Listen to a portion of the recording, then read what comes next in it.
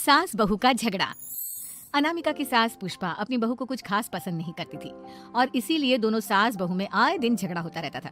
सास बहू के झगड़े के चक्कर में अनामिका के पति मोहित की जिंदगी मुश्किल में पड़ गई थी। बेचारा बार बार माँ और बीवी के झगड़े को सुलझाता ही रहता था, लेकिन दोनों समझने का नाम नहीं लेती थी।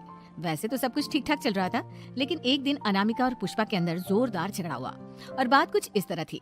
बहू, मैंने तुम्हें कल अपनी एक साड़ी धोने के लिए दी थी। हाँ मम्मी जी, वो साड़ी धोकर मैंने आपकी अलमारी में रख दी है। उसी की बात कर रही हूँ मैं। जरा देख तो, इस साड़ी को देखकर किसी भी तरह से लगता है ये धुली हुई है। अरे मम्मी जी, मैंने आपकी साड़ी वॉशिंग मशीन में अच्छे से धोकर सुखाकर आपकी अलमारी में तह बनाकर रखी थी। आपके तो नखरे खत्म ही नहीं होते। अरे कैसे बात कर रही है मुझसे?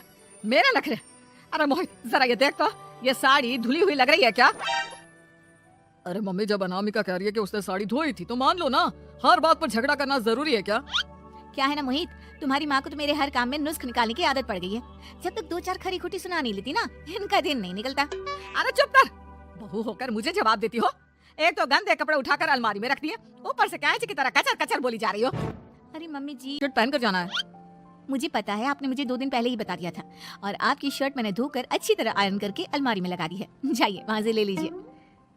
अनामिका, ये तुमने क्या किया? ये देखो, शर्ट पर लिपस्टिक का दाग लगा हुआ है और ये तो एक जगह से जल भी गई है। नहीं नहीं मोहित, ऐसा नहीं हो सकता। मैंने तो तुम्हारी शर्ट ठीक से इस्त्री करके अलमारी में लगाई थी। तो फिर ये जल कैसे गई अपने आप? अलमारी में लटके लटके थोड़ी ना जल जाएगी। पर मोहित, मुझे अच्छी तरह याद है। देखो, अपनी गलती को छुपाने की कोशिश मत करो। और अगर शर्ट जल भी गई थी तो तुम्हें पहले बताना चाहिए था ना। मैं नई शर्ट लेकर आ जाता। अब ऐन वक्त पर शर्ट कहाँ से लेकर आऊं? मेरा इतना इंपॉर्टेंट प्रेजेंटेशन था, सब खराब हो जाएगा। अरे बेटा, क्यों परेशान होता है? ये देख, मैंने तेरे लिए पहले से ही एक नई व्हाइट शर्ट ला कर रखी है। लेकिन मम्मी, आप मेरे लिए व्हाइट शर्ट क्यों लेकर आई? अरे मुझे पता था तेरा प्रेजेंटेशन होने वाला है और अपने इस बहू पर तो मुझे बिल्कुल भी भरोसा नहीं। क्या पता मेरी साड़ी की तरह तेरी शर्ट भी गंदी करके रख देती। और देख, वही हुआ ना। बेटा, सारी टेंशन छोड़ और ये नई शर्ट पहन कर जा। थैंक यू मम्मी, आज तो आपने बचा लिया मुझे। कुछ दिनों के बाद, अगर जानबूझकर नहीं किया तो क्या सब कुछ अपने आप हो जाता है? कभी मेरी शर्ट जल जाती है, कभी केक में नमक डल जाता है। आप मेरी बात क्यों नहीं सुनते? मैंने जानबूझकर कुछ नहीं किया। फिर से वही बात। अरे कितनी बार तुम्हें समझा चुका हूँ, इस तरह मेरा काम बार बार मत बिगाड़ा करो। तुम जानती हो मुझे कितनी प्रॉब्लम होती है। ऑफिस में तो पहले ही बेइज्जती करा चुकी हूँ और अब ये मीटिंग, ये भी मेरे हाथ से निकल गई। अनामिका की समझ में कुछ नहीं आता कि आखिर उसके साथ ये सब क्या हो रहा था और क्यों हो रहा था। फिर कुछ दिनों के बाद मोहित अपने ऑफिस से कुछ फाइल लेकर घर आता है। अनामिका, ये कुछ फाइलें हैं, इन्हें संभाल कर रख दो। और प्लीज इस बार ध्यान से, कोई गड़बड़ी नहीं होनी चाहिए। नहीं मोहित, कोई गड़बड़ी नहीं होगी। मैं सारी फाइल्स अलमारी में लॉक करके रखूंगी और चाबी अपने पास रखूंगी। अनामिका, जरा अलमारी की चाबी तो देना। क्यों मम्मी जी, आपको क्या काम है? उसमें मोहित की जरूरी फाइल रखी है और मैं नहीं चाहती कि इस बार कोई भी गड़बड़ हो। पता नहीं, कुछ दिनों से हर काम खराब हो जाता है। अरे मुझे उसमें से पैसे निकालने हैं और उसके बाद ले लेना अपनी चाबी। मैं खा नहीं जाऊंगी तुम्हारे पति की फाइल।